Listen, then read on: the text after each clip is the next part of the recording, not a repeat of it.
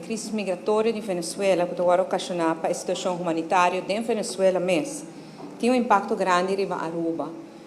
Organização Internacional de Direitos Humanos que está presente na Aruba está calcular o impacto de pessoas de descendência venezuelana que não está documentada na Aruba, está arriba de 10.000 pessoas no momento aqui.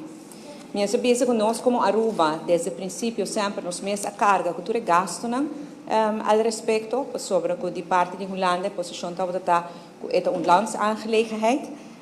Pero na 2019, danke Deus, nós logra convencer Holanda para pôr fundo disponível e nossa raia é agora 10 milhões de florins nesse momento aí. E disso me elaborar mais sobre você. Senhor Presidente, agora nós papia de fronteira com Venezuela.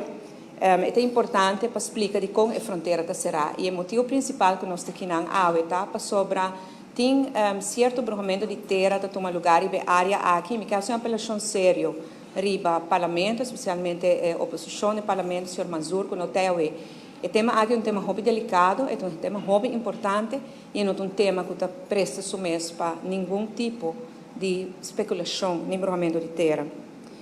A UE nos aqui não explica de como a fronteira será e o que o qual nós está fazendo a respeito para poder chegar a uma reapertura da fronteira.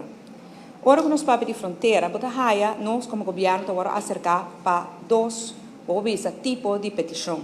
E prometa, o gente pede nós abrir a fronteira para não poder visitar a família na Venezuela.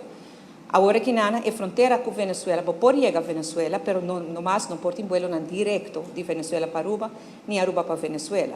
Pois se você desejar para ir a Venezuela, pode fazer via Panamá, via Santo Domingo, tem maneira via Colômbia, tem maneira não pode ir, pero petição que nós está raia e generalmente visa nós que a ruta é um pouco muito custoso para nós. E outra petição que nós temos também é um pouco mais recente de parte de comércio, que está pedindo para nós abrir fronteira, para assim não importar produto e material mais barato para não por vender aqui.